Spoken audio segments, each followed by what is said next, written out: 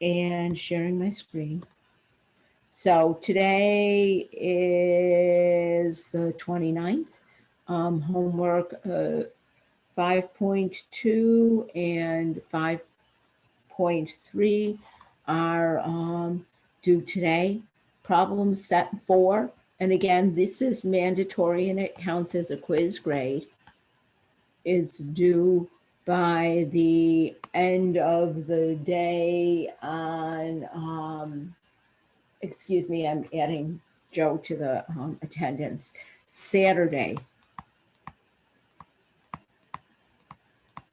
Test 4 will be available after class today, and it is again due by the end of the day on Saturday.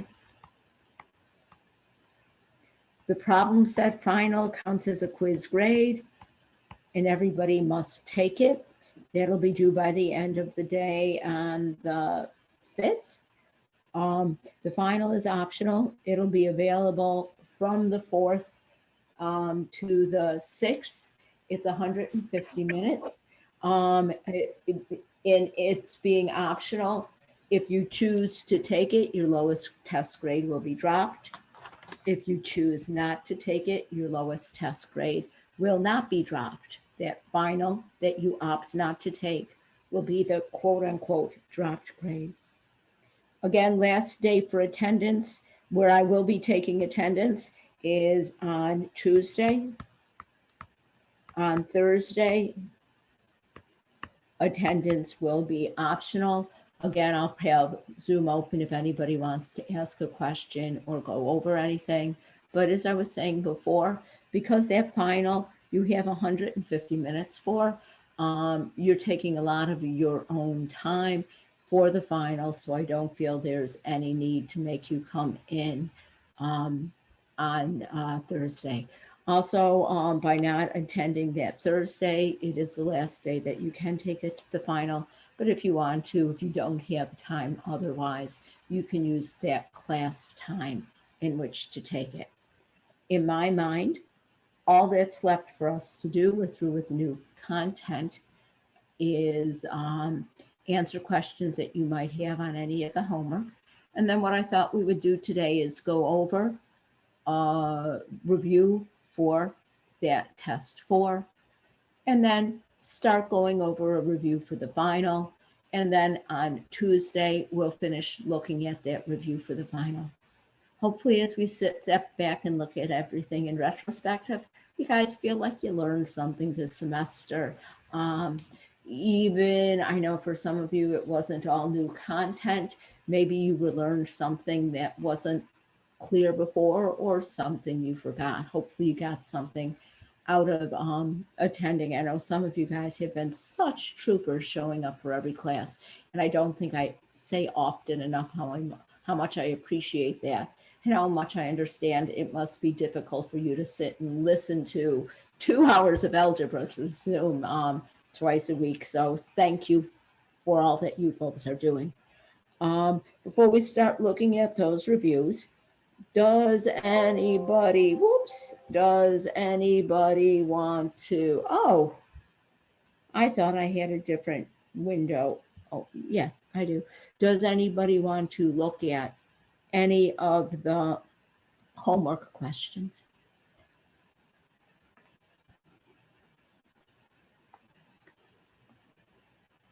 Can you guys hear me? Yeah, we can hear you. I know I'm all set with the homework personally. Great. Is everybody else all set with the homework? Any questions on that?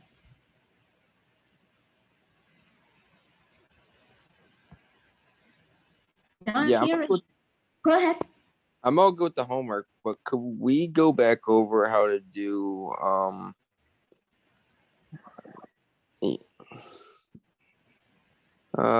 that's the I forgot what they're called, but is it it's when you have like you're making a triangle, a right triangle from on a coordinate plane, and using the angle from like the X to a Y, and you have to make a right triangle out of there. If you understand. I forgot what those are called. Okay, I'm thinking that you're looking at the trigonometry of any angle, which is uh, basically we didn't really look at forming triangles in the coordinate plane to find and using the x and y values to find the values of the function, because that's that definition that takes you beyond right triangle trig. If you want, we can still look at that, but would you mind if I held that off to the end of class, because that would be beyond the scope of this class? Mm-hmm. Yeah, that's okay. But yesterday we did an example with it was a right triangle, and it was talking about a distance from two different ports, Uh-huh, and we were using we were using the bearings, compass. Yeah, like north, south, east, right. and west. Could we go over how to do those again? Or Sure. is that Uh, is that the same thing that you were talking about? How it's no, outside? that's something totally different. If you're, when you were talking about the X and Y, in terms of doing bearings, I think there was some of that in that last homework, that 5.8. And so let's go through and see if this lets me reopen it. There we go. And that would have been one of the latter questions. Oh, it's denying me access. Huh. Give me a second. I had opened that up a while ago. Let me re-log in and reopen it. I apologize. I thought I was going to have a student stop in for office hours at 8:30. So I had gotten everything open at 8. And I think after an hour of inactivity, things start booting me off. So I apologize. I thought I had all this open and ready to go, but I guess I did it too much in advance. And then the student that I was waiting for didn't show up. So isn't it always the case?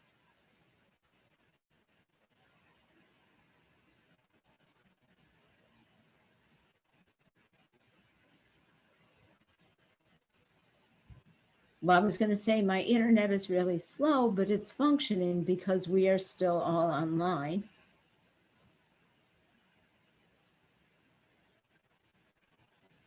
There we go.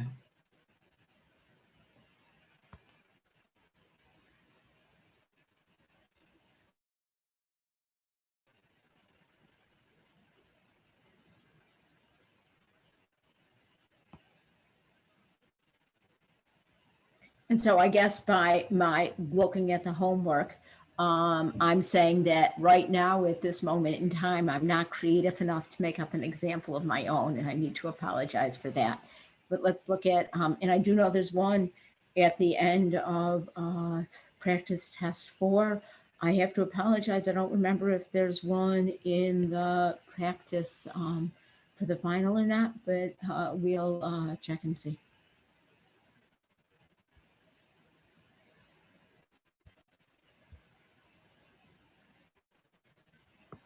But I do know there are more in the homework for this section than there are in the review for the test.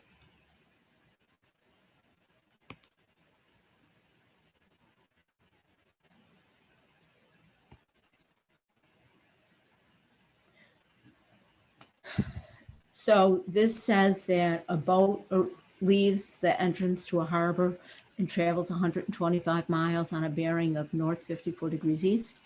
How many miles north and how many miles east from the harbor has the boat traveled? Is this the type of question you were wondering about? Yes, it was. Okay. And I had been able to take a screenshot, but my little capture camera has disappeared on me from the desktop. So I guess we'll just work on this screen. So what we've got, it's going northeast. So let me put a point here, and this point is going to be my harbor.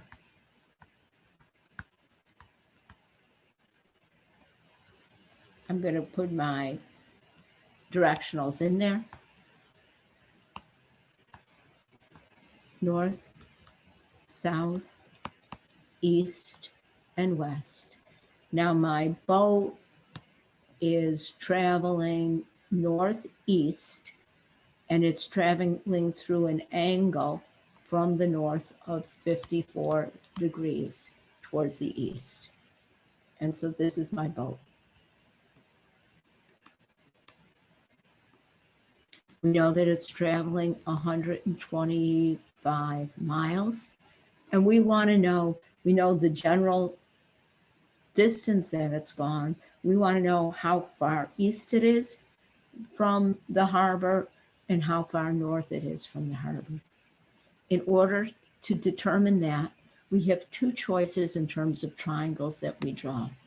We could drop this perpendicular, in which case this would be the distance east, and this would be the distance north. And because that's a perpendicular, what we've got is a right triangle, and we know the hypotenuse. Right now, we don't know any of the angles in that right triangle, but we could subtract from 90 to find this angle. The other option that we have would be to draw the perpendicular to the north. This would be a right angle. This would be the distance east, and this length here would be the distance north. And what you've got is a congruent triangle kind of laid on top of the other. For this problem, I would probably use that top triangle because we know the angle in that top triangle. And so this picture is a mess, but all we're going to really focus on is, let's keep it in orange and make it wider, this right triangle. That's all we need. I'm going to call this E for east. I'm going to call this N for north. And notice in this right triangle, what we know is the hypotenuse. From the angle that I'm looking at, the east would be the opposite side. And so opposite and hypotenuse would be sine.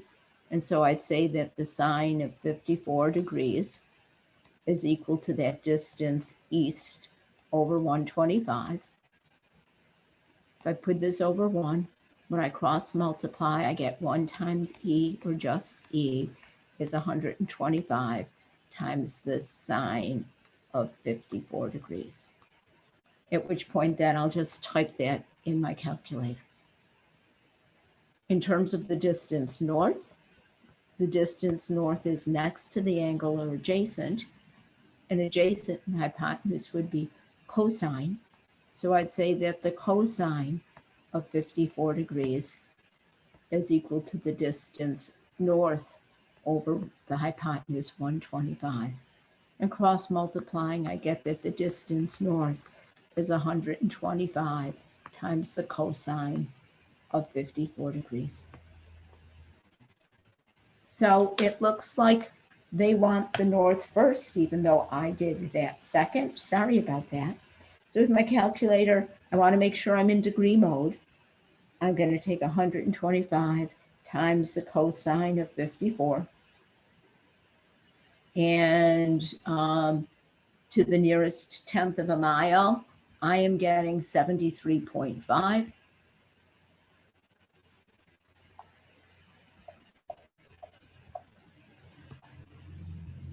Great. And then to the east, that's when I'll do the 125 sine 54. And there to the east, I'm getting 101.1 miles.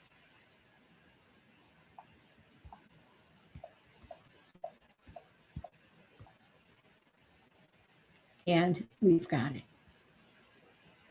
Does that clarify what you were wondering about?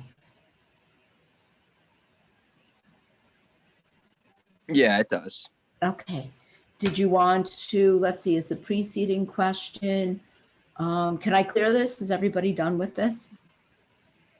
And am I being a little kid playing with colored markers, or does showing things in different colors help you see? Showing things in different colors definitely makes it easier. So use colored pencils. It would make me smile if when you submitted a picture of your work, it was full of colors because it looks prettier. Okay. So I'm going to clear this, and let's just go ahead and see if the preceding one also worked with bearings. No, this one did not work with bearings. It had the triangles drawn for you. Okay. Does anybody want to look at anything else from any of the homework? Because you already have this one up, could we look through this one also again? Sure. I am going to stretch it and go on the assumption that, well, let's read it before we stretch it. It says a hot air balloon is rising vertically. The angle of elevation from a point on level ground, 125 feet from the balloon, to a point directly underneath the passenger compartment changes from 17.2 degrees to 29.5 degrees. How far to the nearest tenth of a foot does the balloon rise during this period? So I'm looking at this picture. And so here I have my balloon going up. This would be my point directly below the balloon. Assuming that it's going up straight and we're on level ground, giving me a right angle here. The first time I look at that balloon, the angle to the balloon is 17.2 degrees. From that point, the second time I look at it, I've got to tilt my head higher, and that angle is 29.5 degrees. And in theory, this is supposed to be enough information to find that distance. We had said right now with trigonometry, the only thing that we can work with are right triangles. And so this distance that I'm looking for is not a side of a right triangle. However, as I look at this picture, I see two right triangles. I've got this big outside one. And in this big outside one, I'm going to say the length of that leg is something, I'll call it Y. I also have this lower one that's kind of inside it. And I'm going to call the length of that leg Z. And so I'm going to say this part that I'm looking for is X. And from the way they're drawn, is it clear that X would be the difference between Y and Z? So I'm going to say that X is equal to Y minus Z.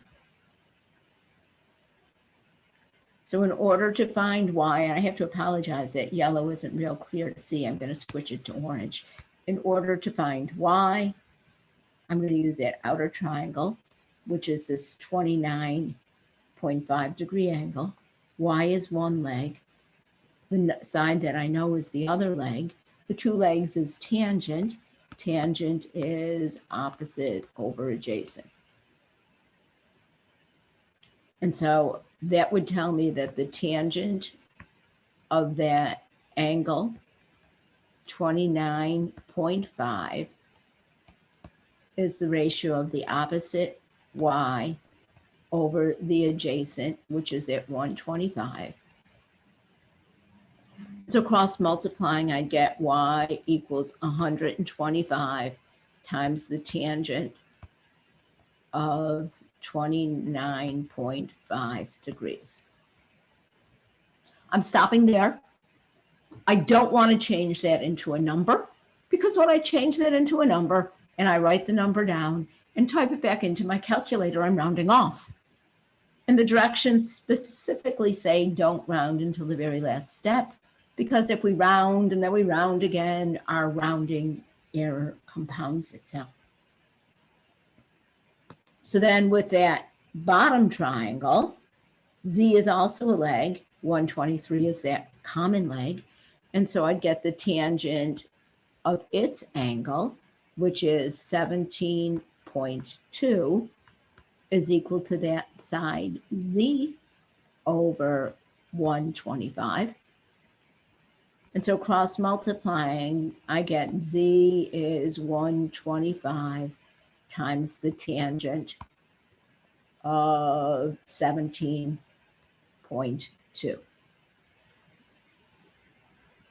To that point, is everybody all right? Yeah, it just should be 123 instead of 125, right? Oh, yeah. Okay. This is what happens when I take my glasses off. Sorry about that. It is 123. Thank you. And so if x is y minus z, x is, well, y is 123 times the tangent of 29.5 minus z is 123 times the tangent of 17.2. And so I'm just going to type that all in my calculator. Be careful though, when you type that tangent function on your calculator or parentheses open, you need to close it. If you don't close it, everything after would be considered work on that angle, and it would give you a totally different answer. So 123 tan 29.5, close that parentheses, minus 123 tan 17.2, close that parentheses, gives me 31.5 feet that it's gone up.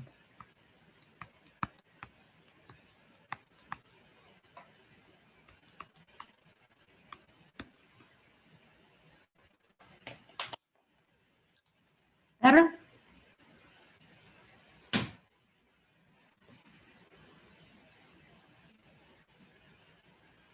Any questions?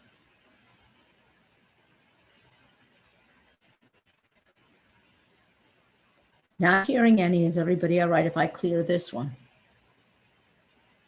Anybody still need it? No, I'm all set. Thank you. This did help. Okay. All right. Then does anybody want to look at anything else from this homework assignment?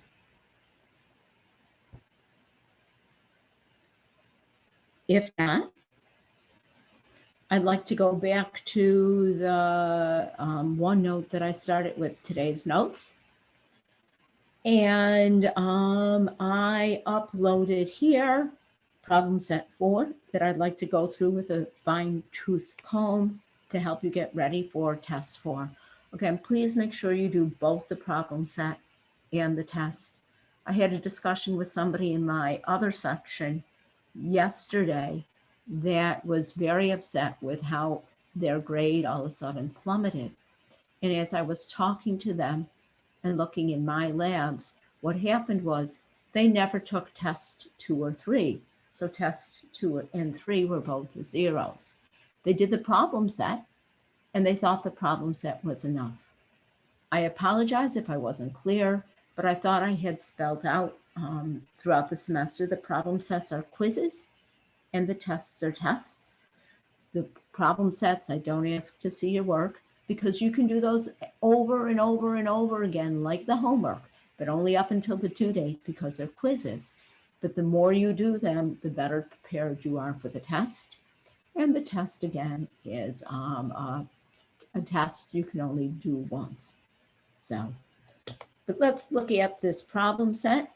It goes over everything that we've done since the last test. And if you remember correctly, this unit we started off looking at systems of equations. Again, on the test, let's go back to that first page.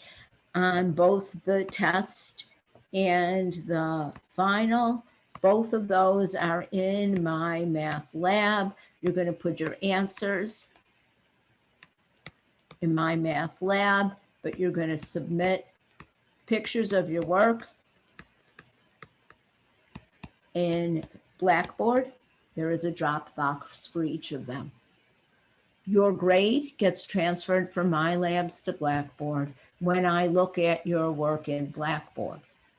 If you do not put your work in Blackboard for either of these tests, I was a little bit lenient with the preceding ones, But with either of these tests, if you do not put your work in Blackboard, I am only going to take that half of that MyLabs grade.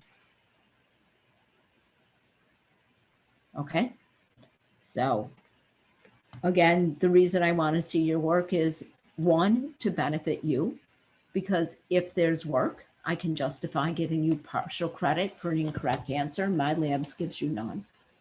And two, to keep you honest, because I know that there are apps out there where you can just take a picture of a math problem and get an answer. And I want to make sure that you know how to do this work, because I am guessing most people who take this class are taking it because it's required of them either for their program or for their next math class. And if you don't know how to do the work, you're going to suffer in subsequent courses where you're expected to know how to do it. So, okay, so Sal, I just have a, I'm sorry, I just have a quick question in regards to that. yeah, So like when there's like I don't know if to call it like a simple question where it's kind of like there's not really much to show for work. I kind of like just kind of skip that. Is that something that's going to affect this next one if we show you the work? know, I would most appreciate it if you equations? put something on the paper. As we go through this, I think you're going to see that most of these problems are ones that you'd probably make a careless mistake if you tried to do it in your head. So let's revisit that question after we go through this, and you can tell me which of these you feel you would have been able to do. Oh, wait, no, I take that back. There's a couple strictly calculated questions on here. When we get there, I'll tell you that those ones you don't need to show your work for. After that, if there's any others that you feel you could have done without showing work, let me know, okay? Sounds good. So, Thank you. this says to solve by substitution, and so I'm looking for you to solve it by substitution. Substitution, we have to solve for one of the variables. Hopefully everybody sees that this is solved for y already. So I'm going to take that other equation, x plus 2, y equals 6. But I'm going to replace y with what it's equal to, which is 2x minus 2. And that's that substitution step. Now we've got an equation in one variable that we should be able to solve. First, let's simplify by distributing x plus 4x minus 4 equals 6. Again, be careful when you distribute, you have to multiply everything in the parentheses by that coefficient on the parentheses. So that gives me 5x minus 4 equals 6. Adding 4 to both sides, I'd get 5x equals 10. And then dividing by 5, I would get x equals 2. We're not done though, because we're looking for an ordered pair. If x is 2, we've got to find y. I'm going to go back to that equation that's solved for y and substitute in my x value. And then when I do that, y is 4 minus 2 or 2. And so I do have a unique solution, and it's the ordered pair 2, 2. In an ideal world, you'd take the time to check. Checking if x plus 2y equals 6.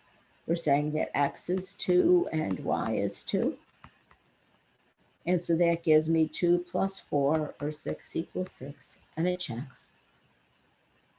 The other equation, y equals 2x minus 2. We're saying y is 2, and in this one, x is also 2. So let's see, 4 minus 2 is 2, and it checks. Again, I guess I can't force you to do checks, but if I were you, I'd do a check because I'd want to know that I'm getting 100 before I turn in my paper. Any questions on that one? No, I'm all set with the substitution and the check. Okay. Next one says solve the system by the method of your choice. So here you could either use substitution or that addition or elimination method. Again, with this one, because it's solved for x, I would probably use substitution. And so using substitution, I'm going to take that other equation, which is 2x minus 14y equals 2. And I'm going to replace x with what it's equal to, 7y plus 1. Now we've got an equation in just one variable. Distributing, I get 14y plus 2 minus 14y equals 2. And now here, I know some people don't deal with it well. The 14y minus 14y is 0. There's no y's left. So this just becomes 2 equals 2. If the variables disappear, we're not going to get an exact solution. We've got to look at this statement that we got when the variables disappeared. Is this statement true or false? Well, I think it's true. If I could only spell true correctly, let's try that again. I think it's true. And if it's true, that's the case where there are infinitely many solutions. It's all of the ordered pairs that satisfy either equation. If that statement instead were false, that would be when you have no solution. Is everybody all right with identifying whether the solution is all the numbers on both lines or there is no solution? I know we just did 2 by substitution, but at the end of this document, we're going to see some word problems. And in those word problems, we'll find that the addition method is probably the easiest. So we'll revisit it there. Next is a word problem that actually, I guess again, would probably, I would think I would use substitution to solve. It says a company that manufactures small canoes has a fixed cost of $22,000. It costs $20 to produce each canoe. The selling price is $40. Well, over here, this first sentence deals with my costs. And this second sentence deals with my money that I make or my revenue. So the cost function is C of X. What are the costs? Well, no matter how many canoes we sell, we have to pay $22,000 to keep the business going. That's probably utilities, employees, insurance, and the like. But then we also have to pay $20 worth of material for each canoe that I sell. So that'll be 20x. Again, please remember, because this is a function, this C of X is kind of like saying, well, not kind of like, it's exactly like saying Y is equal to 22,000 plus 20x. Revenue function, the only money we make is the money that we get by selling our canoe. And our revenue is $40 for each canoe. So that would be what goes here.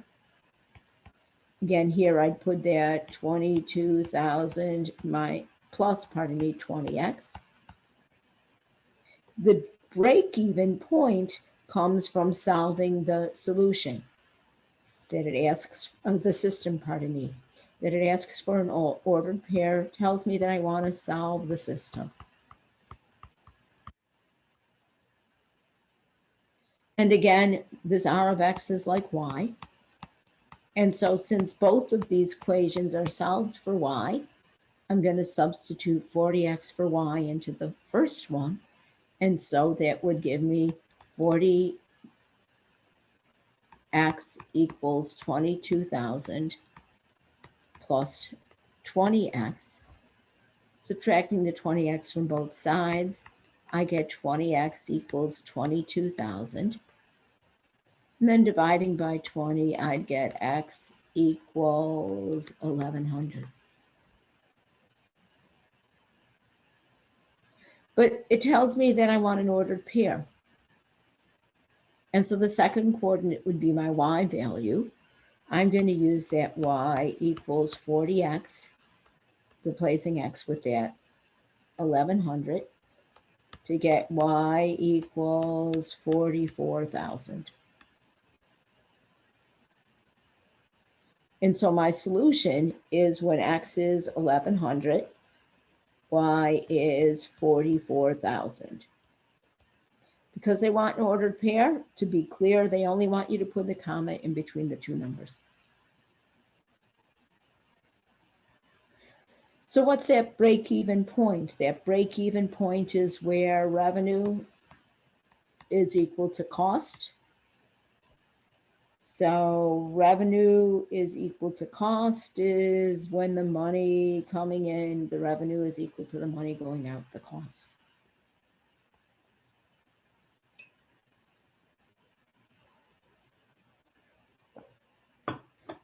How is that question?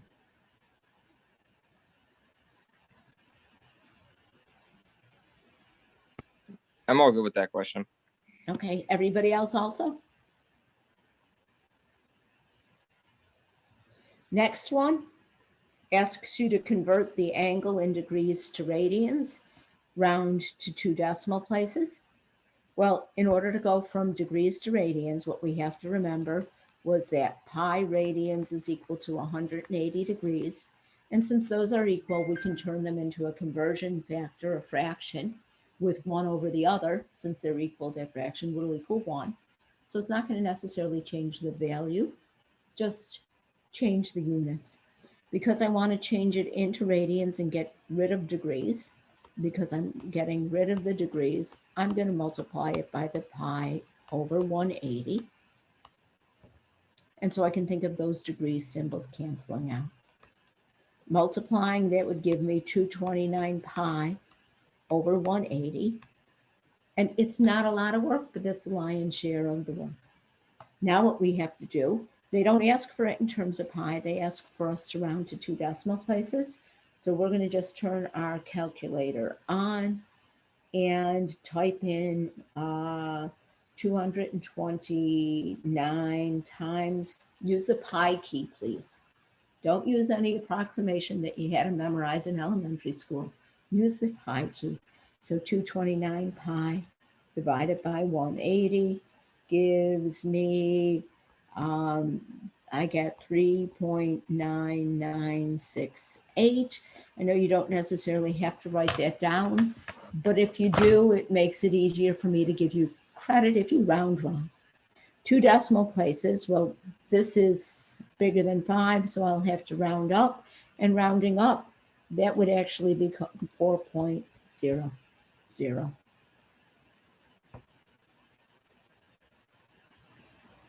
So again, in terms of work, I just expect to see that you to show me that you knew to multiply by pi over 180. Next question asks you to go in the opposite direction. They ask you to change the angle from radians to degrees. And so here, this time we want the radians to cancel out. And when my radians measure has pi in it, it actually makes me remember better that what I'm going to do is I'm going to multiply by 180 over pi. I can see those pi's canceling, and that gives me 360 degrees. Oops, but I messed up royally. Can anybody see the careless mistake that I made? It was negative. Beautiful. It was negative, so this should be negative. So this should be negative 360 degrees.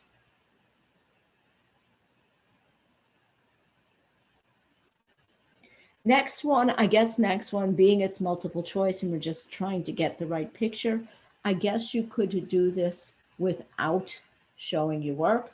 I'm going to kind of try to go through and show a little bit of work so that people can remember how to reach this decision.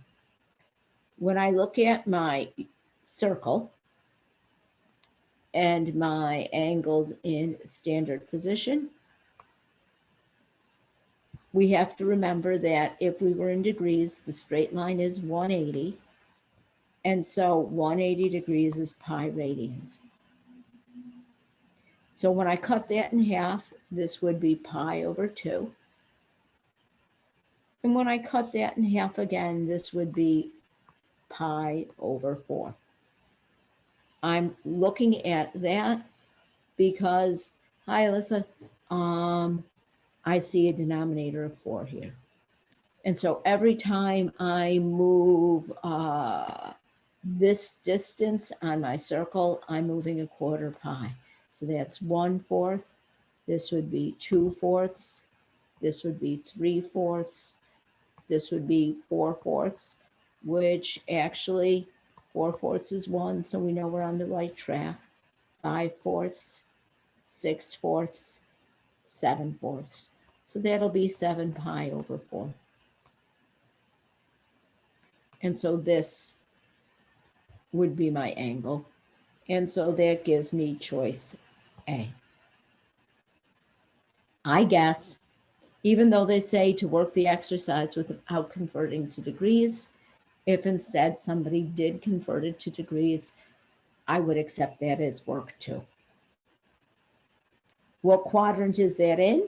1, 2, 3, 4. We're in quadrant 4. Does this make sense?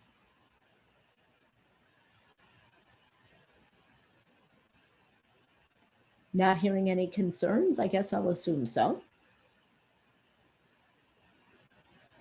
Question 7 asks us to find a positive angle less than 2 pi that's coterminal with the given angle. What you have to remember is that coterminal angles differ by 360 degrees. A full rotation would take me back to the same place, but in radians, that's 2 pi. Because this is negative and I want to make it positive, I'll add the 2 pi.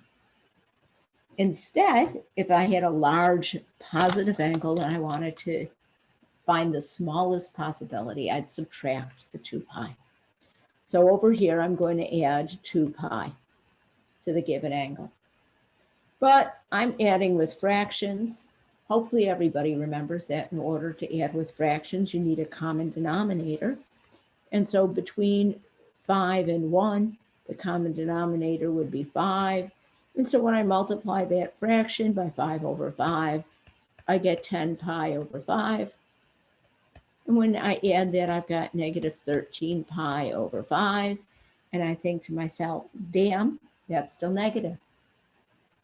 So I'm going to add again that 2 pi, which again is 10 pi over 5. And that gives me negative 3 pi over 5. And damn, that's still negative. So I have to add another 2 pi or another 10 pi over 5. And that gives me 7 pi over 5. It's positive, woohoo. And if I look at that fraction, 7/5, 7/5 is smaller than 2. So that fits the bill. And my answer is 7 pi over 5. Is everybody all right with that one? Not a lot of work there, but showing that you knew to add 2 pi to get the coterminal angle, even if your addition was all off.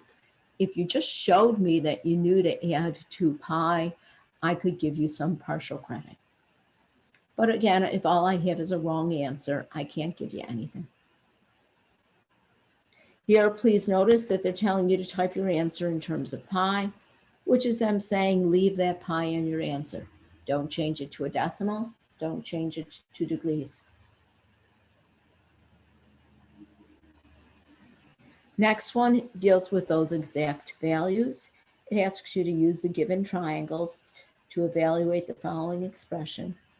If necessary, express the value without a square root in the denominator by rationalizing the denominator.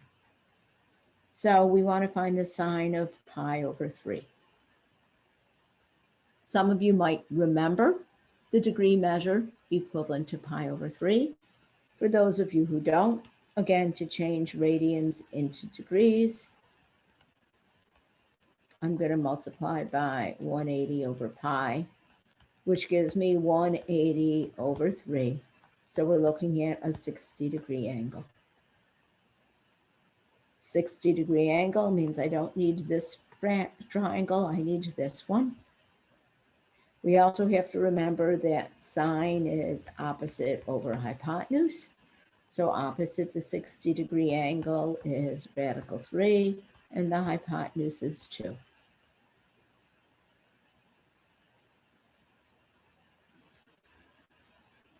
Is that one all right?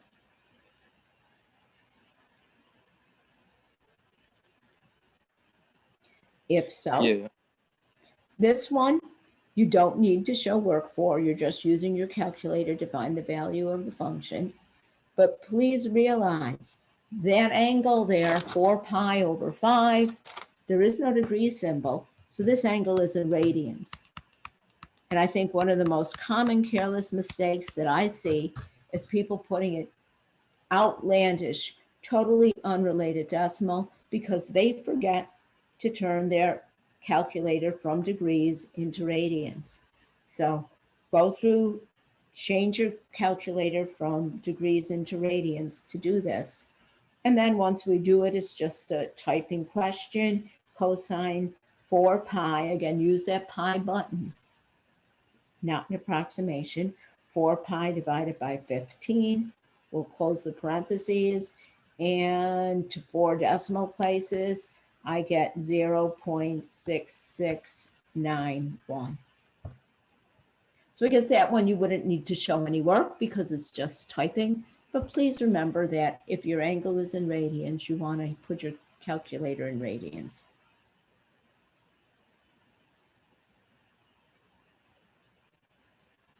Next one is similar in terms of the fact that we're just using our calculator. So again, this one you probably don't need to show work for. Realize that the angle is in radians, but from the preceding question, my calculator is in radians. And also, please, please, please, please, please, these questions are pooled. Just because they're in radians in this version doesn't mean that on the test and the problem set that you're doing, they will all be in radians. Read the question. It will tell you what you need to put your calculator in. So this time we're looking for the angle. And does everybody remember to look for the angle? We've got to use the inverse function. Working backwards here.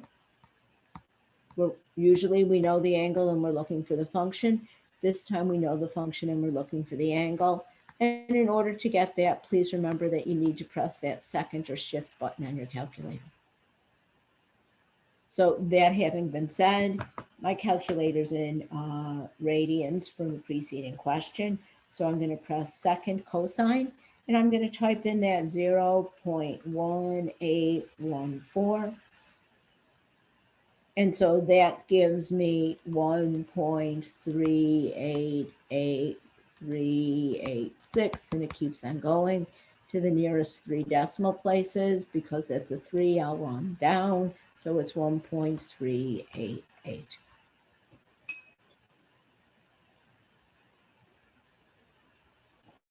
That one all right.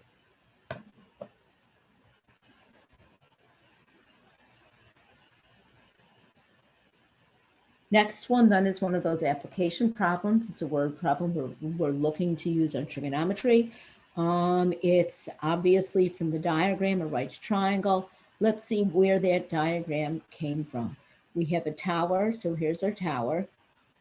It's 127 feet long. We're going on the assumption that we're on level ground and the tower is not leaning. And so we've got our right angle. The shadow will be on the ground. The shadow is 138 feet long. The angle of elevation of the sun, well, the angle to the sun, if this is the tip of the shadow and this is the tip of the tower, the angle of elevation, the angle you'd look up to be looking at the sun would be this angle here. Looking at that right triangle, hopefully everybody notices that we've got both legs. If you need a memory aid, don't be too embarrassed to write that on your paper. Because we don't have the hypotenuse and just the legs, I'm going to use the tangent. And so we'll get that the tangent of that angle is the opposite side is 127. The adjacent or the next two side is 138. Honestly, with this one, that's all the work. We need to go through and find the angle. But please be careful. We want the angle to the nearest degree. And before we were working in radians. So go ahead and make sure that you change your calculator back into degrees. And again, because we're looking for the angle, we have to press that second or shift first. So typing second tangent 127 divided by 138. I get theta is 42.62 to the nearest degree. I would round that to 43.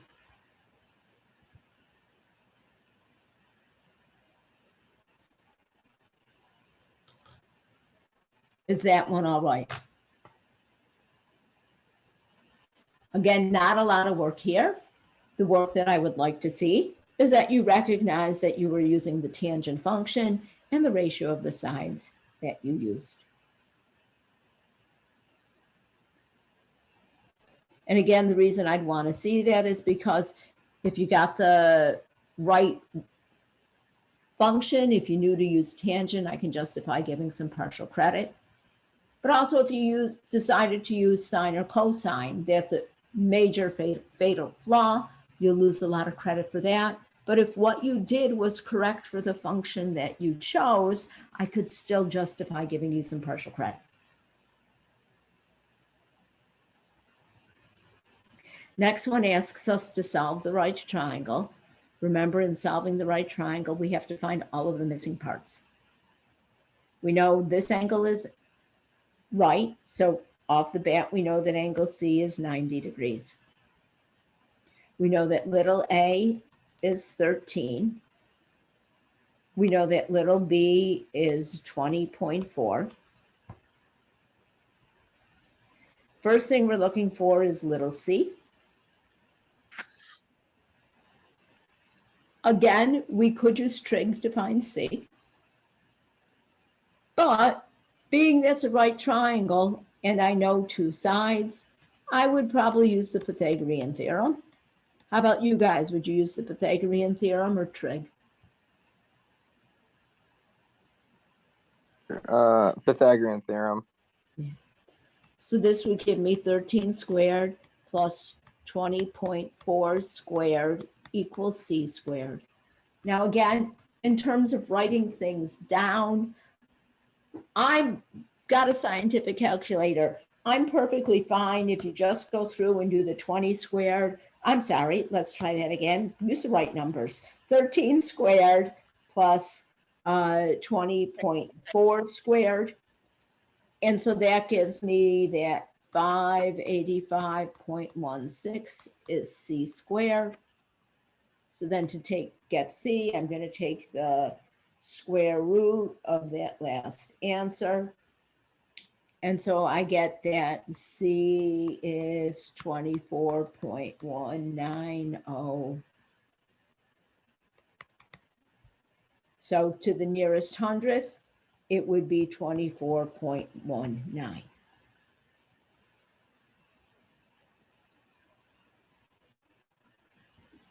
To find the angles, at least to find the first of the angles, we need to use trigonometry. Because we've found the hypotenuse, we could probably use any of the trig functions that we want. I'd be shocked if somebody decided they'd want to solve this using cosecant or something like that, but we could use any of the 6 trig functions. However, I was always taught to avoid round off error rather than using the side that I came up with, to use the sides that I was initially given. And so to find angle A, the sides that I initially was given were legs. And so I'll use tangent. And so I'll say that the tangent of angle A is opposite 13 over adjacent 20.4. Again, I want degrees. It's not stated blatantly, but there's a degree symbol there. So make sure your calculator's in degrees. I'm looking for the angle, so I need to press that second first. So second tangent, then I'll type in 13 divided by 20.4. And that gives me that angle A is to the nearest tenth of the degree. I've got 32.507. So to the nearest tenth, it would be 32. I'm sorry, that's A, 32.5 degrees. Now, I know that I've said all along with these, you want to go back to the original. And so going back to the original, we could say that the tangent of B is 20.4 over 13. But with this other acute angle, because we know that the triangle must add up to 180, we could also use the fact that we know that angle A plus angle B is 90, taking out that right angle. So angle B would be 90 minus that 32.5. And so when I take 90 minus 32.5, I get that angle B is 57.5.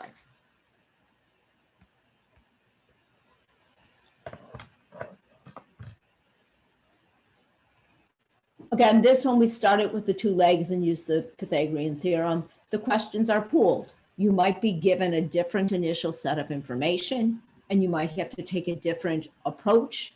But basically, if you know two sides, you can use the Pythagorean theorem. Otherwise, you need to use your trig functions to find those missing parts. And again, we can use the trig functions because we know, and the Pythagorean theorem, because we know we have a right triangle. Does anybody have any questions on that one?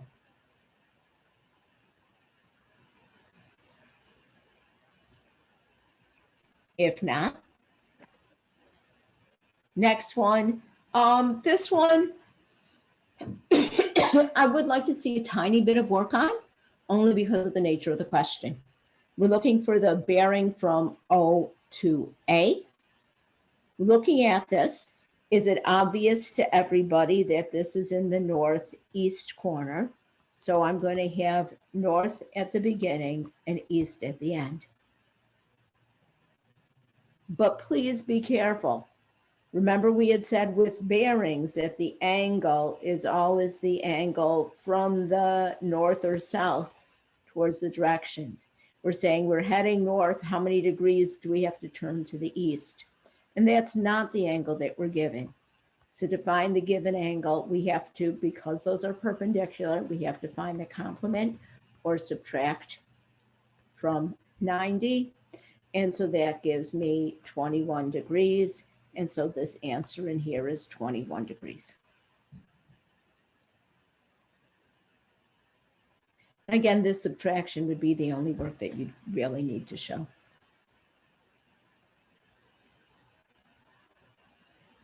Is everybody all right with that one?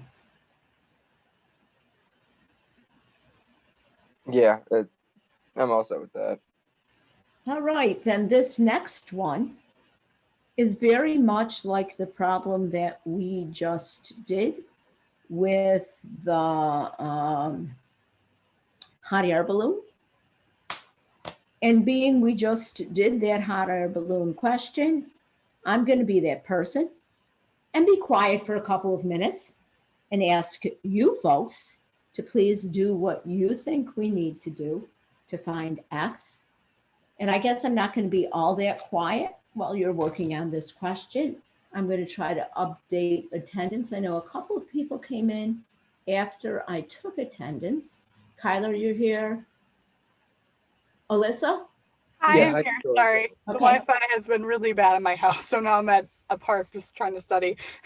Oh, you know what? You have my sympathy. My Wi-Fi sucks here. So, George, Michaela, Gabe, did you come in? Yeah, What? yeah. Okay, Gabe, thank you.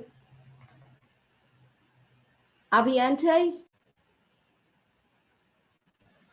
Maybe if I edit this, I could go through without yelling.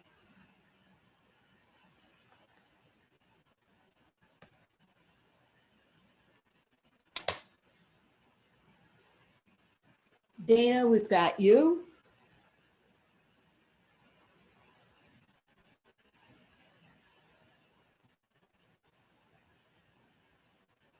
Is there anybody else that came in that I didn't mention?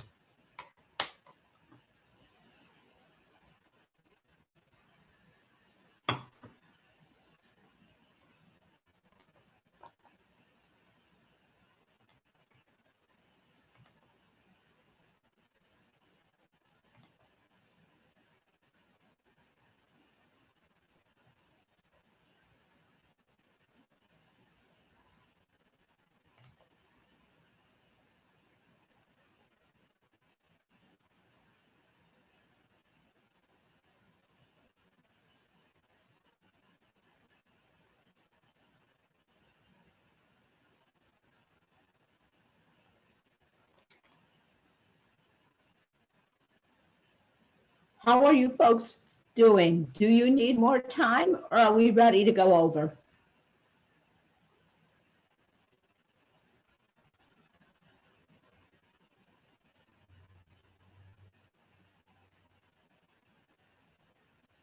I'm ready to go over.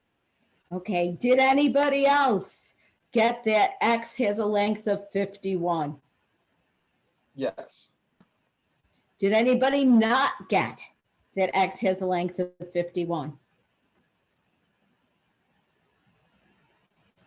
Anybody want details added or are we okay?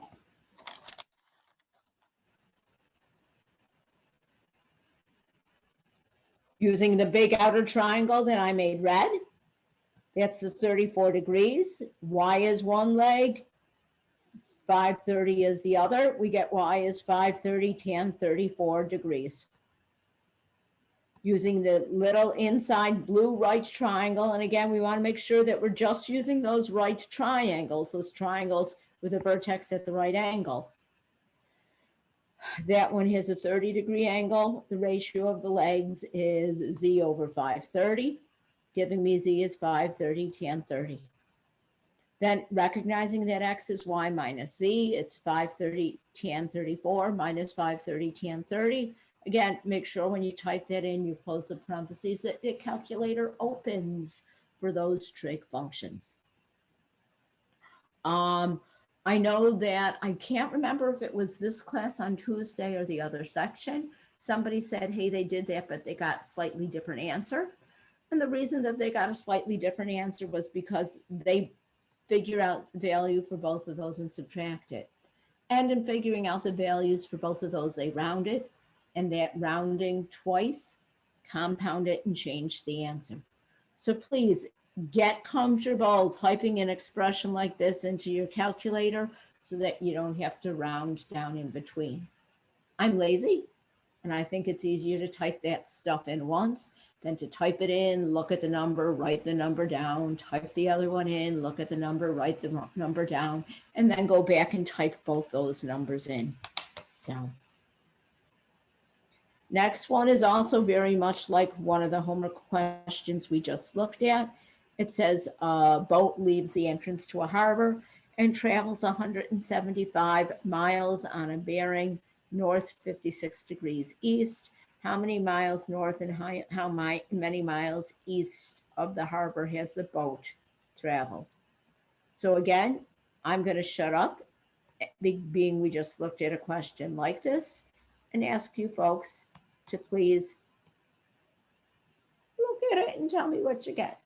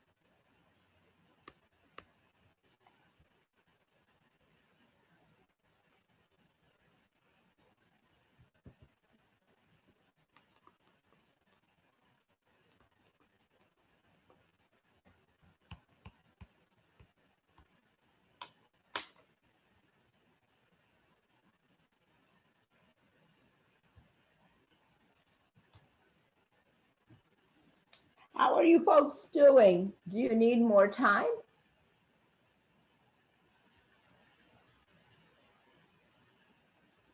Or are we good?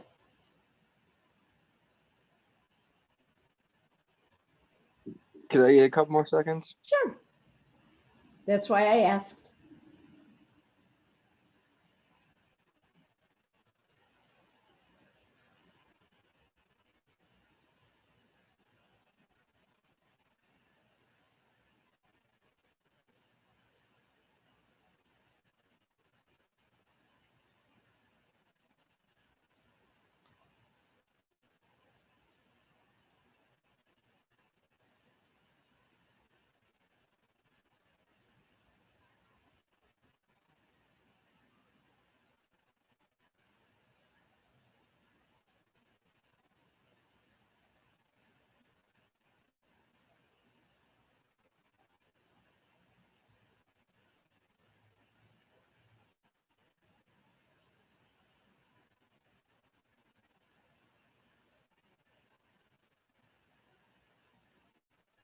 I'm all set now.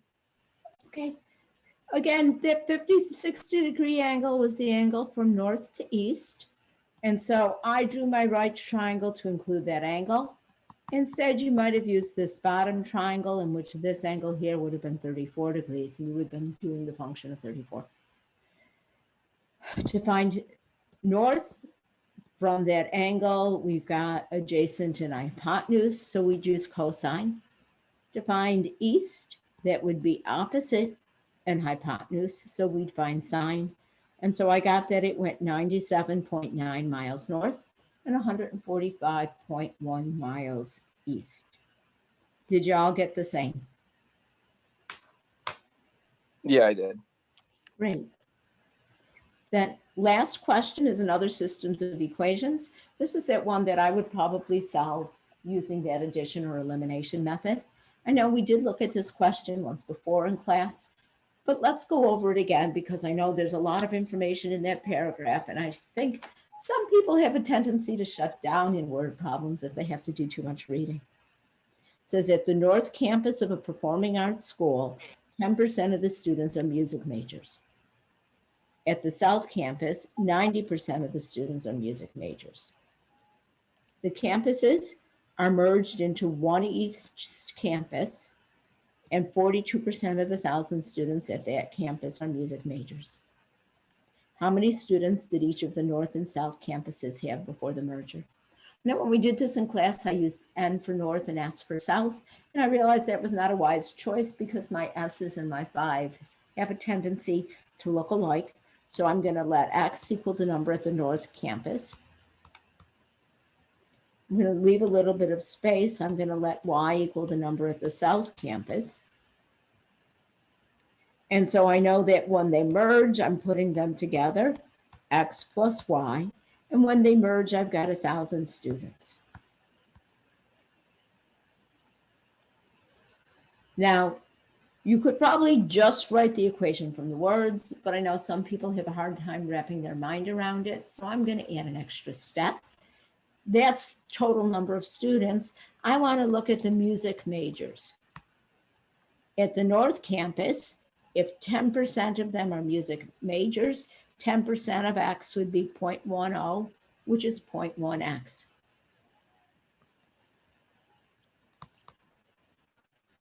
At South, 90% are music majors. So 90% of the students at Y would be 0.9Y. And so those would be the music majors at the South. Now, when I combine them, the total music majors is 42% of the 1,000. So when I take 0.42 times 1,000, that gives me that I've got a total of 420 music majors. And so my second equation would be then 10% of the students at the North plus 9% of the students at the South equals 42% of the students at the new campus, or 420. And now I'm going to solve this system.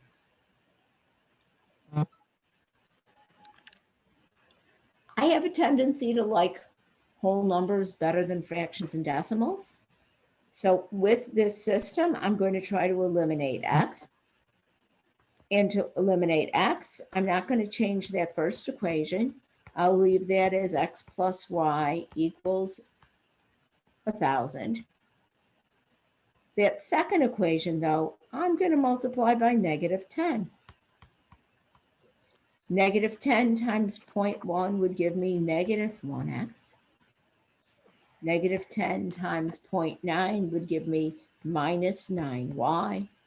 -10 times 420 would give me -4,200.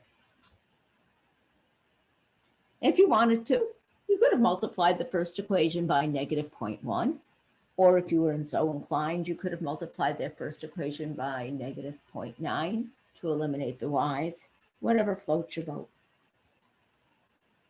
Here, though, adding, I get -8y is equal to -3,200. And again, don't add until those are opposites and cancel. Some people get carried away and start adding the original equations, which does us no good. Nothing is eliminated. Mr. Rolla, I hate to interrupt, but I've been sitting here for like 30 minutes in the car, like with the car on, just like looking at me. I'm just gonna move. If you hear like a car turn, it's mine. I'm just gonna move a certain way. Sorry, I'm just kind of scared. Okay, that's fine. Sorry, it's kind of scary, and she's kind of recording me, so I'm just gonna move a certain way. So maybe she wouldn't find me. Where are you parked? What? Where are you parked? I'm parked at Veterans Park because I went to the Welcome Center. It's packed, and at home it's really loud. So just I'm just hanging out here. But this Okay. car has been like waiting in her car for 30 minutes, and the car's running. Okay, And she's kind of looking at me, so I'm just a little bit suspicious. okay. So I'm That's just gonna Veterans drive Park that's in North Tonawanda? in Grand Island, New York. Grand Island, okay. Yeah. All right, yeah, go ahead. Okay. Thank you. Sorry.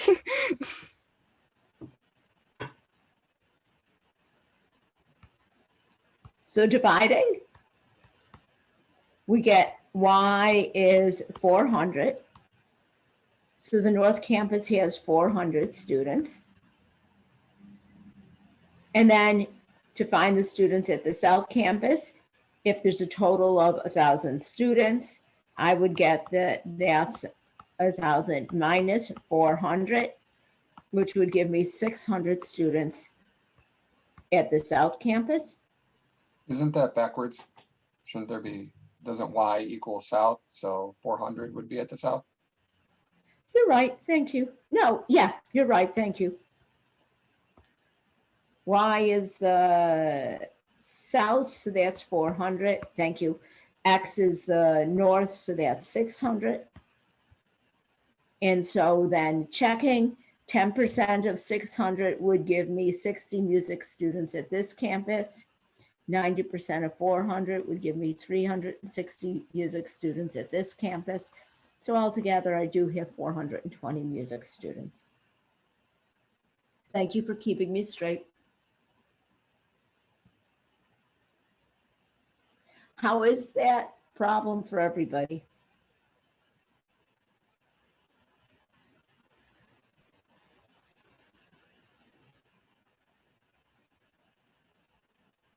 Any questions?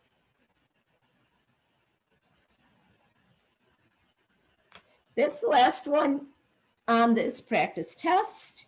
If you want to double check everything we did, the rest of that page is the solutions. So go through, do this practice test at least once, this problem set. It counts as a quiz grade. If you missed quizzes, you want to make sure you get all of the rest of these quizzes in to replace those zeros. Again, when I do final averages, I will drop the lowest quiz grade. But if you missed more than one, then there will still be zeros that stick, so don't miss any more. When I go through, oh, I have to apologize. I'm going to go back to the first page for a minute. The last day that you can work in my math lab homework will be Sunday the 2nd. And it's because I need to go through and look to see if people need any additional partial credit for late assignments, and I need to submit zeros for missing assignments. Alyssa, did you see the suggestion from Victoria? No, I did not. She says, Alyssa, just in case they're watching you when you leave, drive in a straight line, then drive around a block. Make sure that you do 4 right turns, and if they're still following you, call the police and don't drive home. Okay, cool. Yeah, I just parked kind of far away. She hasn't moved a muscle, which, either I'm just really paranoid or she's chilling in her car. But like it was kind of sketchy because she was recording me and she had the car on, which is like, I know it's signs of like human trafficking. So I was like, yeah, I'm just gonna gonna book it to somewhere else. Well, So, you know what? I appreciate that you're going through such effort to participate in class, but highest priority for anybody is to always stay safe and stay healthy. So, Exactly. yeah. Well, yeah, I as soon as I saw one car pull up, I gave it like 20 minutes just in case maybe they left so I could do something. Yeah. when the car is on for 30 minutes running and she's Mhm. just staring at a blank wall, that's not, that's just Yeah. kind of suspicious. Yeah.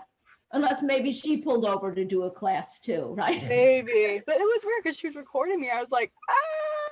Yeah, yeah. I know. Wow. Wow. Thank you. What's her name again? Sorry, I couldn't hear. Her name was what? And you know what? I saw it in the Victoria.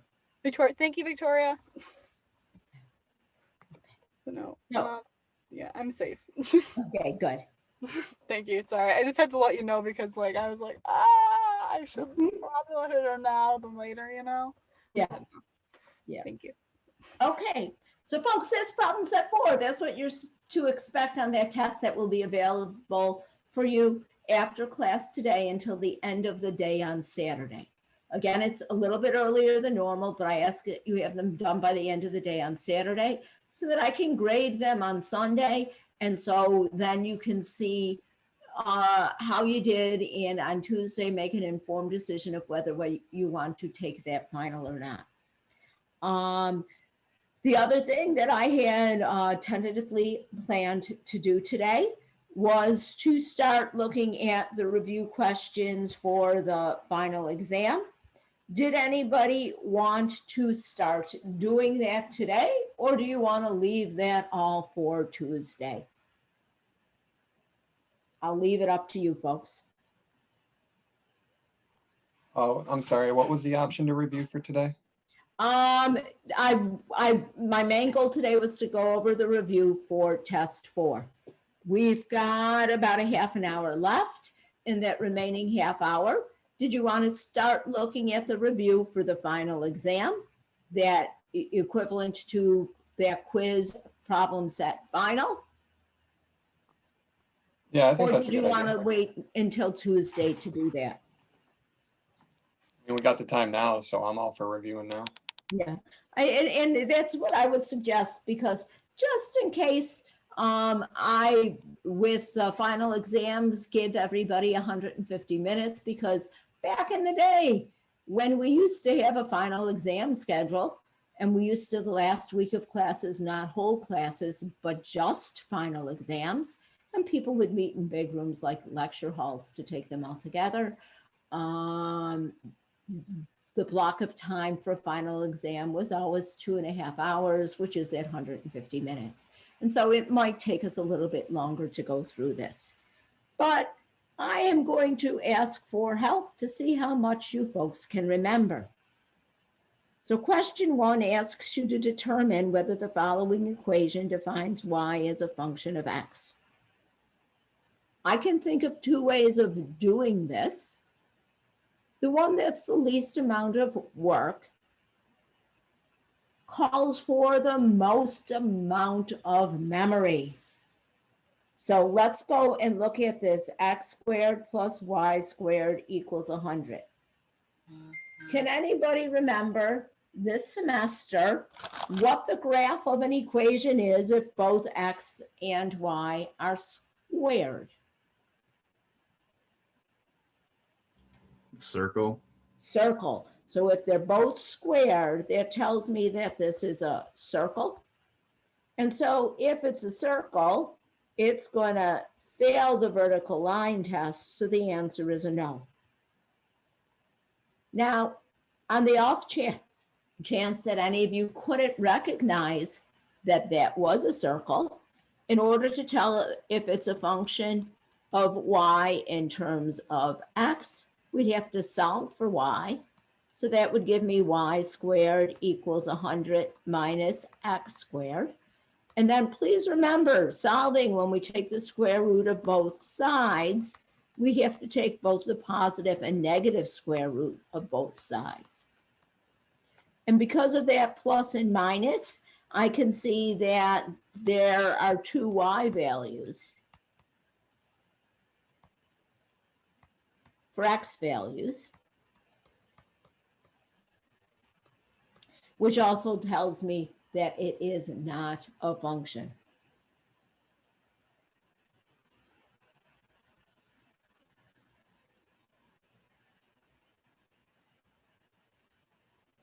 Question 1, all right. Question 2 asks you to remember something. It asks you to find the distance between 2 points. In order to find the distance, again, when we wrote the equation, we said, well, you can plot the points and draw a right triangle and use the Pythagorean theorem. But being the coordinates of these points involve decimals, that might be a little messy. And so what you need to remember is that distance formula, which is the distance is the square root of the difference in the x values squared plus the difference in the y values squared.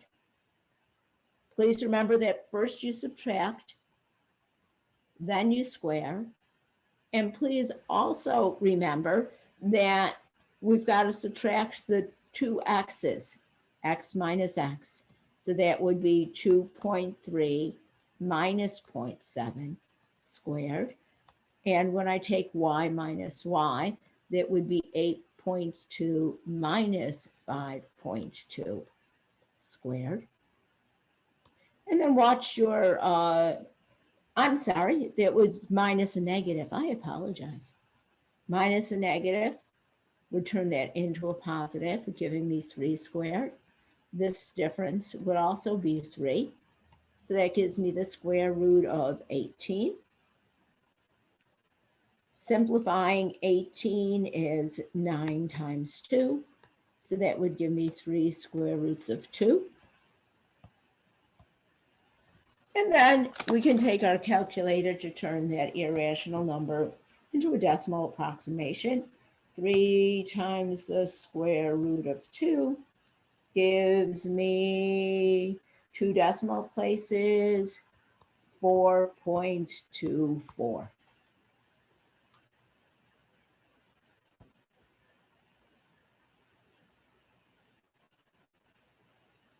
Is that one all right?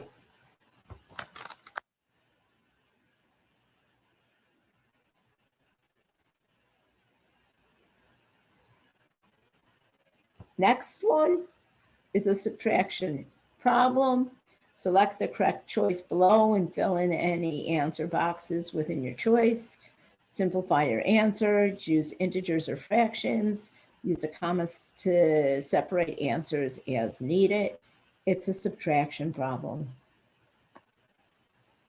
First of all, I'm going to throw away that B that says no numbers need to be excluded, because in order to decide what's excluded, do you remember that we exclude values that make the denominator equal to 0? So the denominator is x squared plus 6x plus 8. And I have a smile on my face because I notice both these fractions have that same denominator. And so that will also be the denominator in my difference. In solving that equation equals to 0, if you were a glutton for punishment, you might try completing the square or using the quadratic formula. But I think this one's a pretty easy factor. Add to, multiply to 8, add to 6 would be x plus 4, x plus 2. Setting them both equal to 0, I'd get -4 or -2. And so I know that x cannot equal -4 or -2.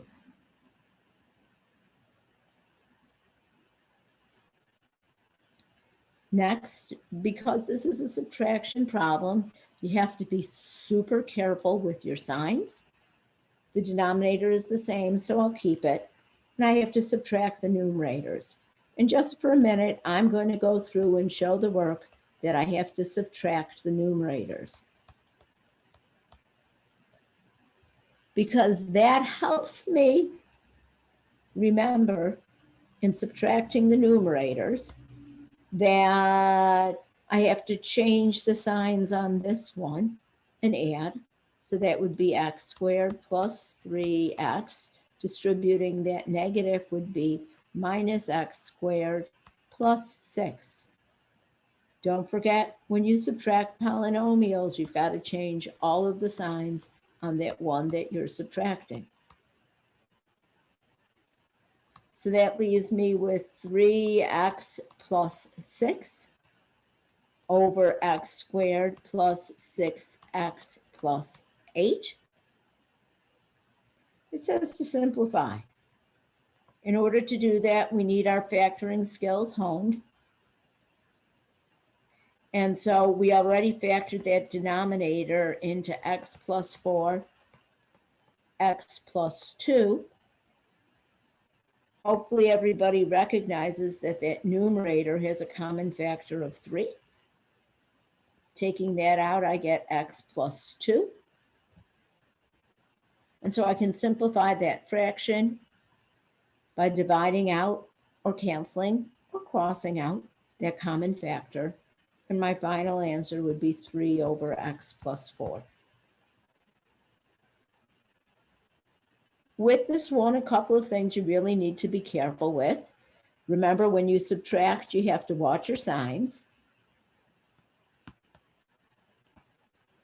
And remember that we have to exclude anything that makes any denominator 0. And so we should make that decision before we reduce.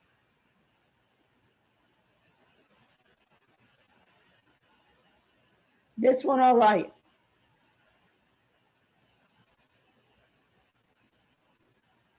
Yeah. Next one's a little bit simpler. It's strictly a subtraction problem. Again, when I see that word subtract, I think that I have to watch my signs. The one in front of the subtraction stays the same, 3x to the 4th y squared plus 2x cubed y minus 9y.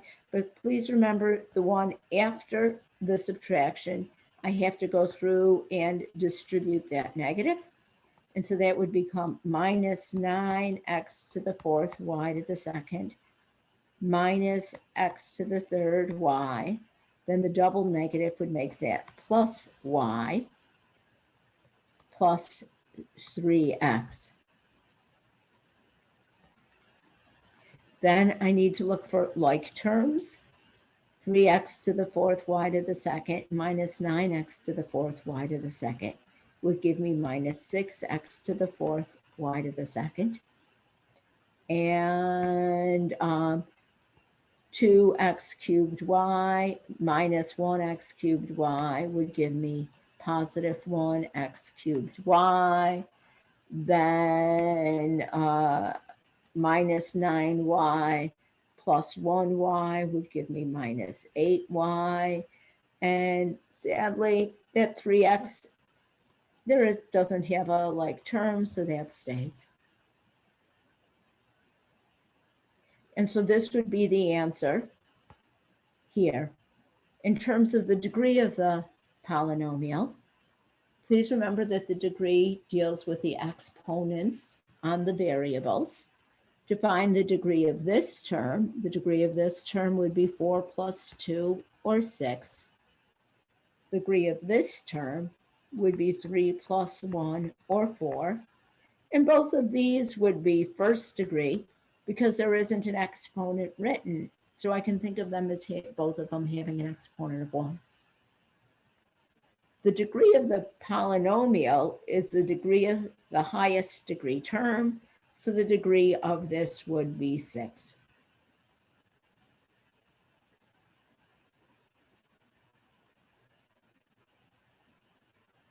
How's that one? I'm guessing that everybody could remember how to subtract. Does everybody remember if we've got more than one variable in a term, the degree of that term is the sum of the exponents on the variables?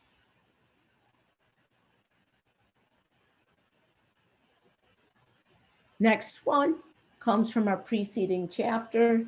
Hopefully everybody notices because just one of the variables is squared that this would be a parabola. But they also, I guess, tell us that. And please notice it's in that kind of factored form, which we call the vertex form. And the vertex form is f of x or y is equal to A times x minus h squared plus k. And the vertex is that point hk.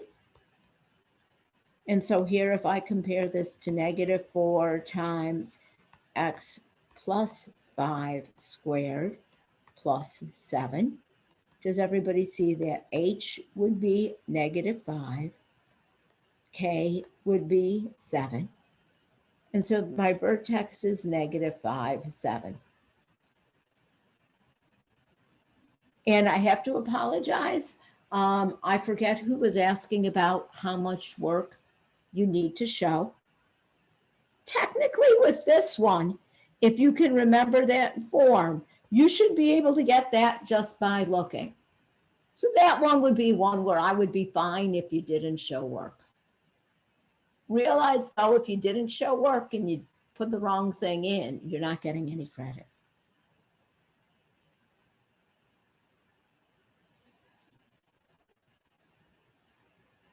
Question 6 asks you to change the angle in degrees to radians.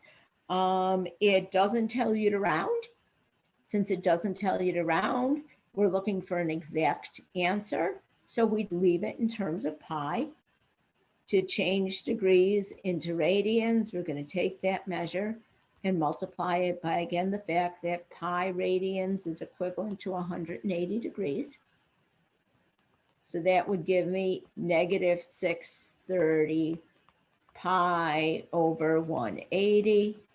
I believe both of those numbers are divisible by 9, so that 90, pardon me, so that would give me -7 pi over 2.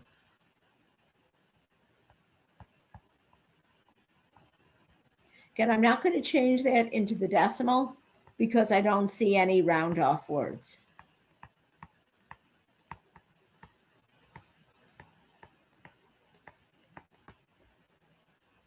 I guess I'm surprised that it doesn't specifically tell you to leave your answer in terms of pi, but if we're not rounding, that's what we need to do.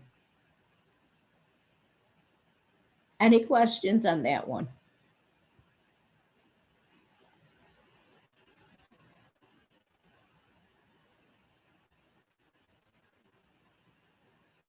Next one is a multiplication problem. Again, because I have variables in the denominator, I'm chucking this one because I know that denominators cannot equal 0. And so to answer this second part of the question, what I need to exclude, I'm going to set each denominator equal to 0. The first one tells me that x cannot equal 0. I'm sorry to interrupt again, Miss Turley. Can I possibly just leave the class? The person now moved and there's a parked car facing towards me with lights on and everything. Can I just like leave the class? I'm kind of scared. Oh yeah, go. This will be the last problem that we do. Okay. So yeah, just go. Okay. And please text me later in the day and let me know that you're safe.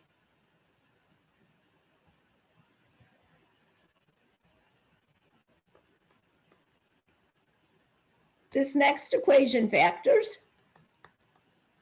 So that'll be x plus 9 and x minus 8, which would give me x cannot equal -9 and x cannot equal 8.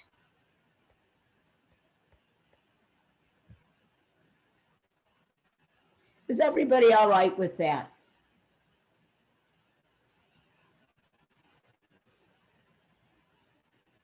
Then to multiply, we want to factor everything completely. That first numerator factors into x plus 8, x minus 8. X squared doesn't really factor, it's just x times x. That second numerator factors into x times x minus 8.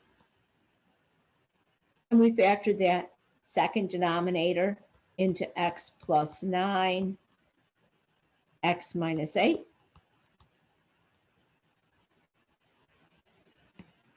Now that it's factored, we're going to kind of just play matchy-matchy. The x minus 8s cancel here. I can divide x into x squared and get x. And so my final answer is x plus 8 times x minus 8 over x times x plus 9. And with these, they're perfectly fine. I'm perfectly fine if you leave it in factored form. So this would be the answer for here.